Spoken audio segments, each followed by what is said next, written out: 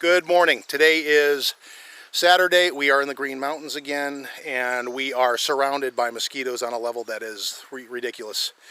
Covered in DEET and permethrin, hopefully that'll keep them at bay for a while. Our mission today, we're going to head towards the southern bog and a little bit west of there, and we're going to do some aerial recon to see if our friends are around in there. And I'm going to keep the intro short because of the mosquitoes, and we're going to get our way because at least then I'm a moving target. They don't seem to be biting yet, but sweat will probably break down the DEET after a while and turn my day to a living hell. So we're going to get moving. Okay, we are live, segment 1.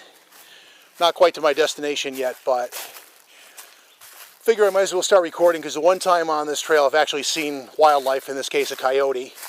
I didn't have the camera out and we missed him, so. Not that that's overly spectacular in and of itself, but we're almost en route. So just wanted to thank the endearing fellowship of my entourage, which I'm going to call Bugboardment, a delightful mix of biting gnats and mosquitoes and deer flies. Or they might be black flies, I don't know, but there's no shortage of them. They have kind of lessened as I've walked further this direction, but still no shortage of them. And so far the DEET is holding butt. Good God, how many of these things can there be? So enough whining on that front. Our plan today, again, is to make entry to one of what I call the outermost of what I call the tri-bog system, which is not sure if it's south or north, but it's west of the 5 bogs. So we're over there today. Further along the same general direction of where I was headed last week when I overlanded through the 5 bogs to the middle bog. A video that my lazy ass has not uploaded yet. We'll probably go up today or tomorrow. Just haven't gotten there between work and life. We will, though. Kind of getting to the point where the bugs are just like being ignored. Maybe they can deject them and make them go away. Doubt it, but anyway, it is that time of year now. Next week I will bring a bug net because I should have brought one today. I stopped to get the camera out for the intro, and my God, I was mugged by these things. I did say I was going to stop the bug-related whining, right? So, one right in the eye. They seem to be in the dozens now as opposed to the hundreds or more that were there before. And when we get in, we're going to do some aerial recon over what I call the pond of the tracks, because that's where in the last 2 years I found tracks of the 3. Last time I was here, I think I had a wood clack too, so they may still be in the neighborhood. I'm going to drone launch and have a look about from the air, and from there walk through and see if I can elicit any kind of a response in the general area or not. The middle bog area, why am I thinking I should have found the pond by now? Is this overgrown that I haven't noticed it, or? Anyway, we'll figure that out soon enough. I know the point of no return should I find it and there's no one there. But we're going to take a short segment break and call this segment 1. All right, we're making entry to a pond. I don't think this is the same. It's not the same one, but again, I'm feeling like my distance, my sense of distance is telling me that you can tell it's hot. My sweat factor is predicting me by way of smell right now. Okay, so we're literally fleeing that pond from, I said the bugs weren't that bad. Talk about a jinxing statement. I don't think I got bit up, but good God. Black flies aplenty. We did find the other pond though, which ironically is right around the corner from the mud hole from hell, I think.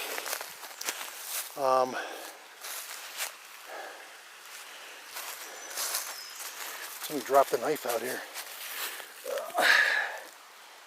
Let's see. Oh, no, it's broken. Screw it. Moving on. It looked like this pond. Oh my God, that sucked.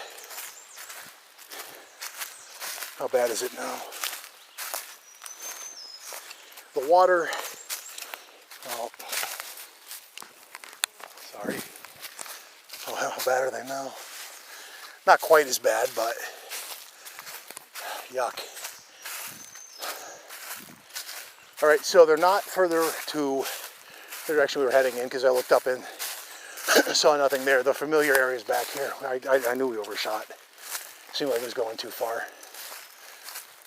So we're in segment break, orient ourselves into there, and get back to what our mission originally was. We'll be back. Okay, we're back, and after some stumbling through the woods and swearing later, we are at the pond of tracks, and I think that's what I call it. We're going to take a look around 4 tracks and then do the aerial recon we came here to do and decide where we go from there. If I can get away from little biting friends of mine for 2 minutes, God forbid. Speak of the devil. Yeah, that last foray in was not the most fun you'll ever have. So, Bambi tracks. That was not the most fun you'll ever have. My God, they swarm. It's probably going to happen here too, but they don't appear to be biting, but just the sheer overwhelming numbers of them are enough to freaking drive you, I don't know, for bad pun of the day, buggy, shall we say. More mud. This is a different place in the spring. It's more muddy and sinky. The other place definitely was. So far, nothing but Bambi tracks. But over there is the telling tale in the past. Kind of like, I think the side over here is where Nature's Highway is. Because in that stretch, I've specifically seen bear tracks, moose tracks, bear tracks. And if they have seen me and know I'm here already, then they're probably deeply amused at my freaking entry into the last pond.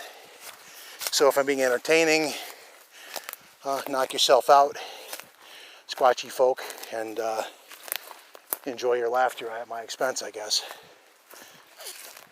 But today, being a lot more conservative with double fisting cameras, because last week, as you all recall, my gimbal was left to die in the forest for a brief period, and we did by luck find him.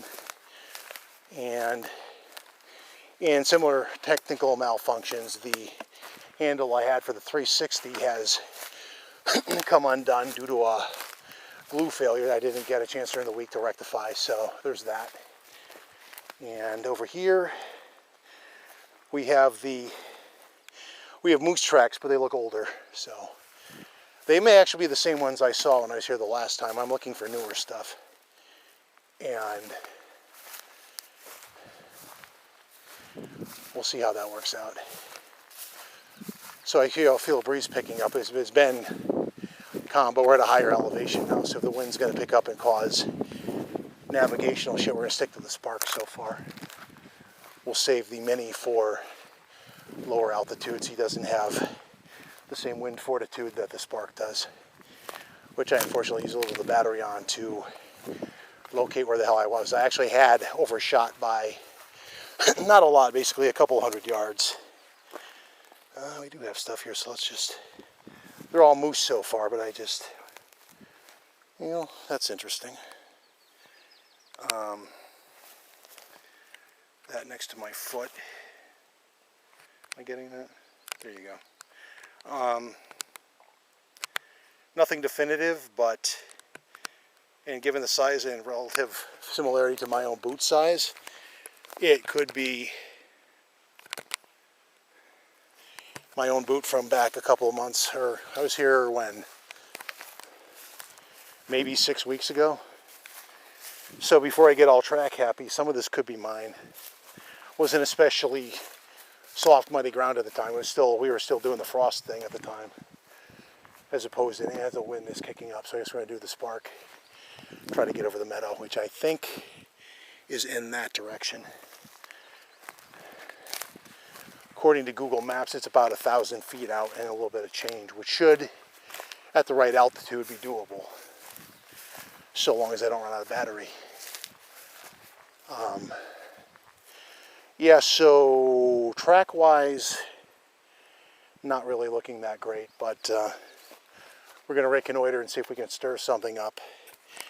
And then when we go out, we'll try to elicit a response, and we will scan for infrasound again, if only if we get a more baseline understanding of that application. We're going to take a break for a sec, though.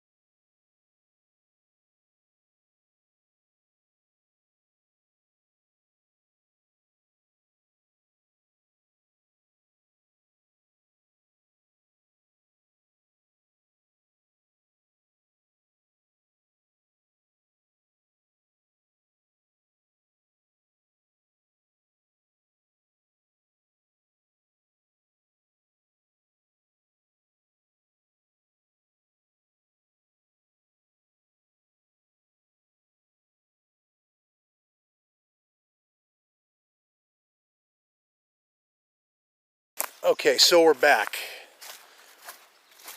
I cannot begin to describe the delight of trying to fly the drone straight while you are.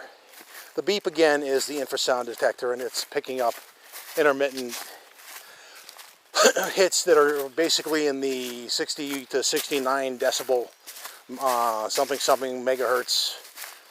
I think kilohertz was something, I'll look at it later, but 69.1 decibels of something. I'm still learning the app, but sporadic, so I don't really consider it to be overly crazy squatching. The one time I suspect I was infrasounded for sure, would have been nice to have the app then. But as I'm done rambling about that, nothing quite like trying to fly the drone straight and being bitten by about 5 or 6 black flies at once and trying to ignore the itch. There is a test of your inner discipline, because they are nothing if not diligent today. Once you sweat a little bit, your DEET breaks up a little bit on certain parts of your body, and they start making their way to those areas and having their way with you, and it's not fun. Now the allergies are starting to make my eyes itch too, so we're getting into that part of the day where Mike basically whines a bit. Anyway, we got over the areas we wanted to. I'll review that later for signs of life. The last time I tried that, for whatever doofus reason, I ended up flying. I flew and I went towards the first large opening in the brush, not realizing it was the South Bog off in the distance where it was not. So the area we flew over today is an area that I am going to get into when I am in a time of the year when it's not quite so buggy, because that's challenging enough in its own right. But on top of that, there's a lot of undergrowth. There's a little bit of mountaineering up and down, and then back up and down again. And it's today's a little hot, muggy, and buggy to do that. I also would like to do it when I have a buddy too, so that we don't take the chance of injury, because you have a decent chance of it. It's not an easy tight hike. It's not a beginner hike, put it that way. If you're a beginning hiker, stay home. Don't go and do that one, because not only is there the possibility that you've got a group of 3 big feet in there, but you also, it is not a minor hike. So far today it's been quiet, no signs of life, and quite honestly, if they're sensitive to the black flies, I would not be surprised if that's the reason why. I have seen a coyote, so not without wildlife today. Weirdly, driving through Brattleboro, I saw when I was about an hour out, I was able to see an odd roosting in a parking lot of about 10 turkey vultures, of all things. You don't normally see that, but they were just hanging out. And first I thought they were turkeys, then I realized no, they're actually turkey vultures. But yeah, so my allergies are kicking in as we sum up my related whinings to the trip today. I am bug bit as the DEET starts to wear off a little bit, and the black flies are proving to be persistent, as they always are. And we're going to figure out what we do for the rest of the day. We've accomplished the mission of doing a flyover of the meadow and pond system that I will get to. I can at least make it to the one pond. It's not that far away. It's just you have to go up a major brush infested hill. There's not really any open way there. You kind of have to hack your way through with a machete to get there. And as the infrasounder beeps, I am going to take a quick segment break and cover some ground and decide what my next move is, I think. Yeah, we'll keep going. Or you know what, as I think of more things to ramble about, me just walking along the trail isn't really a worthy use of the camera's battery, so I'll keep the camera on should something pop up and we can record quickly, but we will segment break at this point and be back. We're back for some more trail-related interlude now that the more moose tracks. Now that the bugs have, knock on wood, started to. It's like anytime you get near a pond or any body of water, they're on you mercilessly. When you get further away, they kind of, at the very least, you have like your telltale tracking a couple of dozen as opposed to the hundreds you pick up around the swamp. Unfortunately, we're coming up on a pond on our left, so we'll pick up a couple of numbers of them again. So for this segment and the related banter, I guess, the other week I was called toxic in relation to this subject. And the reason why, as I perceive it, is because when there's BS to be called, it should be called. And there are those in the, I make finger quotes, community who want to, be popular, and, so they can only do so much in that regard, because if you don't, you end up taking off for following a moose. You don't know how recent these are, but, you end up taking off a segment of the community. And I guess if you have a podcast or a blog or something like that, that's bad for business. Beep. And I'm assuming that the hits I'm getting on the infrasounders, I'll call it, are background noise, because they're sporadic and they're all in the same basic range. So as I do this over a couple of weeks, I'm establishing a baseline background noise for infrasound. So if you ever do get a crazy hit, you can kind of compare one against the other. We call that research and all.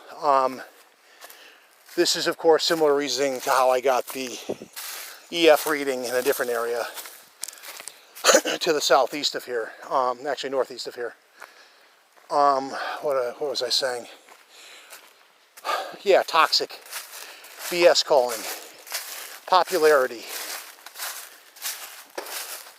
Give me one of those little segments where I kind of harp on the community, because a lot of it is popularity, and they'll say you're jealous and all that. And I've been doing this. I'm not gonna be one of these horn tooters who says I've been doing this for so many years and such, because like everyone else, I'm still looking. I have made some progress and I have my methods, but I am still, at the end of the day, looking like everybody else. But popularity is not experience. It's popularity. It's trying to make all the people in the community happy, which is not the same as doing research. Coming up on that pond, I expect the bugs to pick up again.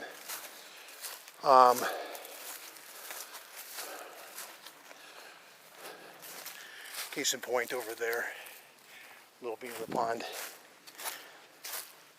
I hopped it on the other side, and there's no discernible tracks other than moose, and they were there, I think, before.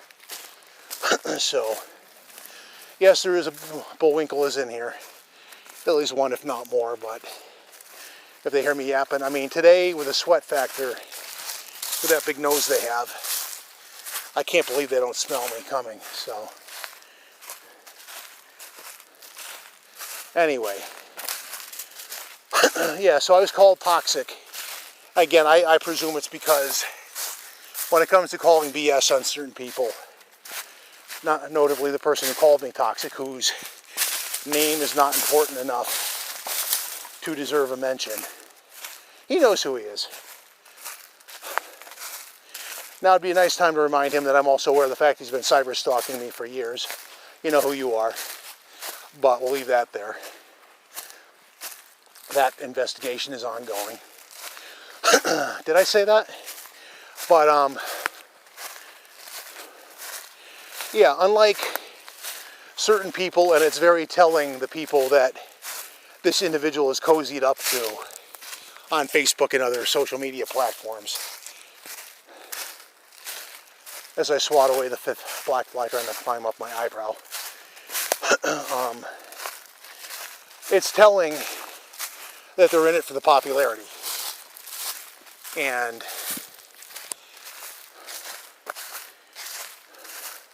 some of the things the person says are actually very amusing, considering that he's been sued for slander multiple times already.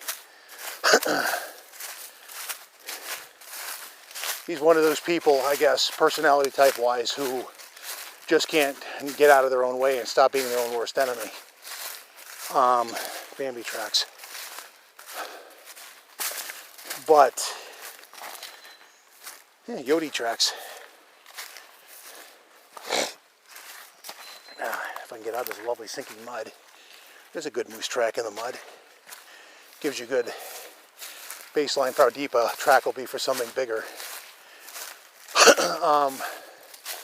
But again, that's your divining rod. That, you know, it's not about popularity. I don't personally, you can tell by the number of subscribers on my channel, I don't cater to the masses. I'm also not trying to toot my own horn here. I'm just making a point that I go out looking. And even though I yammer into the camera like this and whine about bugs and bug bites, that's not all I do. Some of what I do is off camera for reasons of, well, OPSEC, among others. And that's one thing I think the newer crowd could distinctly learn a lot from older folk, is OPSEC and keeping an area neutral from invading noobs, for one thing, because they like to share. And once everybody knows an area's there and everybody trips over it, more to the point, makes tracks all over it, and you have the wannabes or the wanters who want everything to be Bigfoot. Hey, look at that boot track. That's Bigfoot. No, that's the last group that was here 2 days ago because everybody blabbed. And areas get overly traveled. And if you did have any of them in the area, they tend to move on. And this is why outfits like the BFRO are a self-defeating enterprise. Because they're in it to give the tour and bring in everybody, and then they pollute the area, in my opinion. If that offends certain people out there that have gotten grumpy with me for my opinion in the past, again, this is where popularity versus the reality of certain things will probably end up colliding a bit. I seem to still be following the moose. A big one too for the size of it. He's got a good bull-sized track there for the period of nothing is a rock stacked on another rock for whatever reason. Damn it. Right there. And we're going to keep moving to keep as many of the bugs at bay as we can. But yeah, there's just certain things that some people, I mean, former colleagues, if I'll be nice to call them that, up until they left the community, were still allowing for the possibility that Melba Ketchum might still be onto something. She was proven a fraud and something of a fringe element, to use kind terminology. And there comes a point where you kind of cut the wheat from the chaff to kind of block out the white noise and concentrate on the things more worthy. And for those that don't, you're doomed to be in a sea of white noise where everything is Bigfoot. And because everything is Bigfoot, when you actually see one, it's gonna walk right by you because everything else was Bigfoot too. And in your distraction, you don't see what was actually there. That's always been my thought on this. And yes, it's not overly popular because it doesn't promote the popular stuff, the things that market well necessarily, but if you're in it for the long haul and want to solve the thing over, just make money from it, then if you're like me, you don't care.